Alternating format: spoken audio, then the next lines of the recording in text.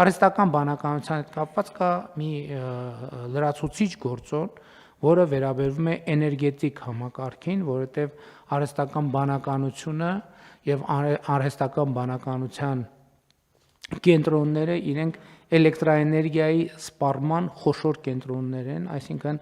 արհեստական բանականության զարգացմանը զուգընթաց էլեկտրական էներգիայի սպառումը աճում է մեր պատկերացումներով անհամաչափորեն, այսինքն այդտեղ նույնիսկ կարող ենք խոսել երկրաչափական պրոգրեսիայի մասին արհեստական բանականության բնականon սովորական աճի պայմաններում, ինչը նշանակում է, որ մենք էներգետիկայի զարգացմանը պետք է առանձնահատուկ ուշադրություն դարձնենք, բայց այստեղ մեզ համար բացվում են նոր հնարավորություններ, որովհետև Հայաստանի Հանրապետությունը շատ հարուստ է վերականգնվող էներգետիկայի ռեսուրսներով, մասնավորապես արևային էներգիան մեծ պոտենցիալ ունի Հայաստանի Հանրապետությունում եւ այդ պոտենցիալը մենք պետքա ճիշտ եւ ճշգրիտ օգտագործենք։ Ընդ որում ես գիտեմ, որ այստեղ էլ մենք բախվել ենք եւ բախվում ենք մի իրավիճակի հետ, երբ որ ոլորտում մենք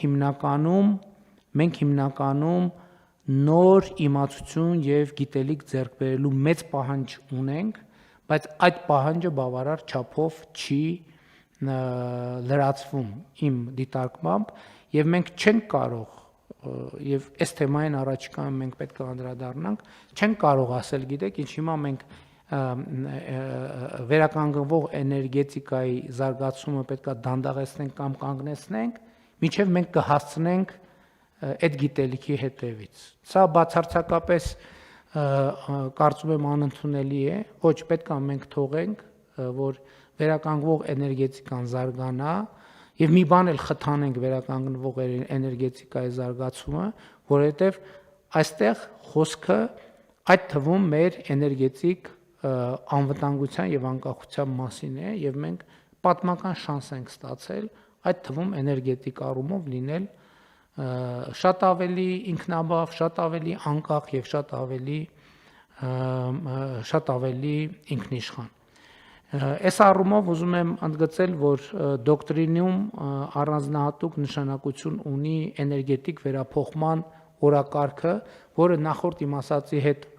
ունի ուղղակի եւ անուղղակի կապ։ Բացի այն, որ մենք էլեկտրական էներգիայի արտադրության վերաբերյալ մեր պատկերացումները պետք է փոխենք։ Մենք էլեկտրական էներգիայի եւ ընդհանրապես էներգիայի սպառման մասին մեր պատկերացումները պետք է փոխենք, որովհետեւ շատ կարեւոր է արձանագրել, որ այն ինչ մեզ հայտնի բառով անվանվում է էներգախնայողություն, այստեղ խոսքը տասնյակ եւ հարյուրավոր միլիարդների ռեսուրսներ ազատելու եւ այդ ռեսուրսները զարգացման այլ ոլորտներում ներդրելու հնարավորության մասին է։ Հիմա չնայած աշխարհում այլևս էներգախնայողություն արտահայտությունը չի օգտագործվում, որովհետեւ դա արդեն համարվում է հնացած արտահայտություն, այլևս խոսվում է էներգետիկ վերափոխման մասին, երբ որ ամեն կիլովատ ժամը ինքը կոնկրետ հաշվարկի մեջ է դրված եւ կոնկրետ տրամաբանության մեջ է դրված։ Միջարոտ չնայած երկարում է, բայց ես ուզում եմ մի օրինակ բերեմ, որ նաեւ հանրությանը պարզ լինի, թե ինչի մասին է խոսքը։ Ինձ համար շատ տպավորվել է բոլորովին վերջերս նախորդ տարի մեր հարգարժան թոշակառուներից մեկի հետ ունեցած իմ խոսակցությունը, երբ որ նա ասում էր, որ 50 քանի հազար դրամ թոշակ է ստանում